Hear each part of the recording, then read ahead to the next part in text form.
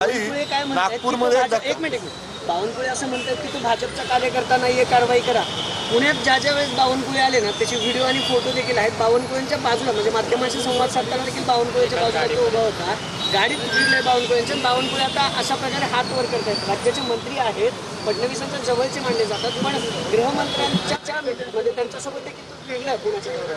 मला असं वाटतं या प्रश्नाचं उत्तर तुमची जी विधान भवनमध्ये टीम आहे ना, त्यांना आदरणीय माननीय मुख्यमंत्र्यांना विचारायला सांगा.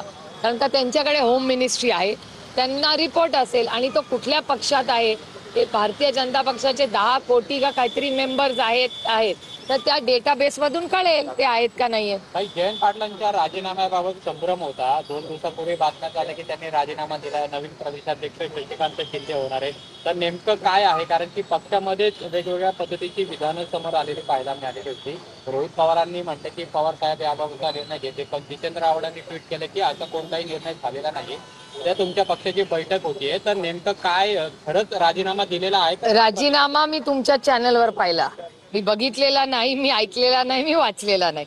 ह्याच्यामुळे तुमच्या चॅनलचा जो सोर्स आहे, सूत्र, त्या सूत्राला पुढच्या वेळेस विचार करून बातमी लावा. कारण का सूत्र काय तुमचा डिपेंडेबल नाही ह्याच्यामुळे. आणि तुमच्या क्रेडिबिलिटीचा प्रश्न आहे. कारण मी तरी कुठलाही राजीनामा ऐकला नाही, वाचला नाही, चर्चाही नाही. आणि पक्षाची मीटिंग उद्या आहे, त्याच्यात तुम्हाला कळेलच. तुम्ही असालच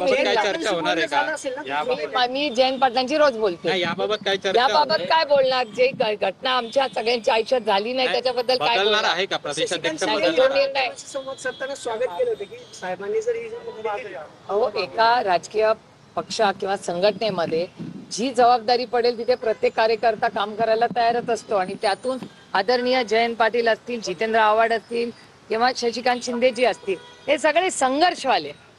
पूर्ण ताकदीने किती ही आव्हानं आली ना, तर काही लोक असे असतात जे संघर्ष करायला तयार असतात.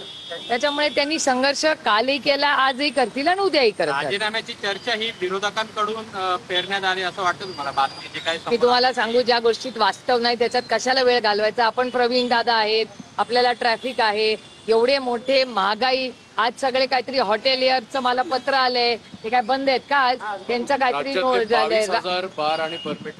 काहीतरी असं काहीतरी पत्र आलंय. काय काय चाललंय म्हणजे कालचा अनेक अशा बातम्या चालल्या आहेत या सरकारबद्दल.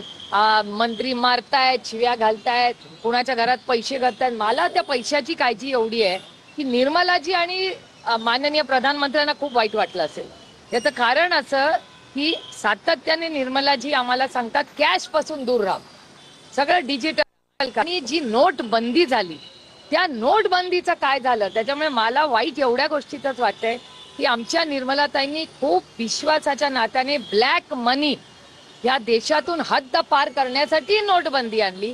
आणि त्या नोटबंदीचं मग पुढे काय झालं याची इन्क्वायरी झाली पाहिजे ना. मी तर जेव्हा जाईन दिल्लीला, मी निर्मलाजींना विचारणार आहे हा प्रश्न की एकीकडे तुम्ही म्हणता की सगळं डिजिटल आलंय, मग या सगळ्या महाराष्ट्राच्या चॅनल्सनी एका मंत्र्यांच्या घरी एक अशी बॅग, कुठे लोकेशन मला कळलं नाही बाई, तुमच्या चॅनलनी सांगितलं नाही, तर तिथे असे कॅश बॅग भरून, आता ती किती रुपयाची नोट होती ह्याचा संबंध नाही, पण नोटबंदी म्हणजे पैशाचं ट्रान्झॅक्शन इन कॅश कमी करण्याचं जिथे प्रक्रिया केंद्र सरकार करत आहे, तिथे राज्यांमध्ये कॅश जर सापडली असेल तर हे देशाच्यासाठी अतिशय चिंताजनक आहे. त्याच्यामुळे हे जे पैसे महाराष्ट्रात सापडत आहेत कॅश, हा विषय मी केंद्र सरकारमध्ये फायनान्स मिनिस्ट्रीच्या समोर मांडणार आहे. कपडे होते असं म्हणतात नाही, तुमच्या चॅनलवर मी पाहिलं त्याच्यात पैसे होते, तुमच्या चॅनल. त्याच्यामुळे तुमच्या चॅनल सगळ्यांचा मी तो व्हिडिओ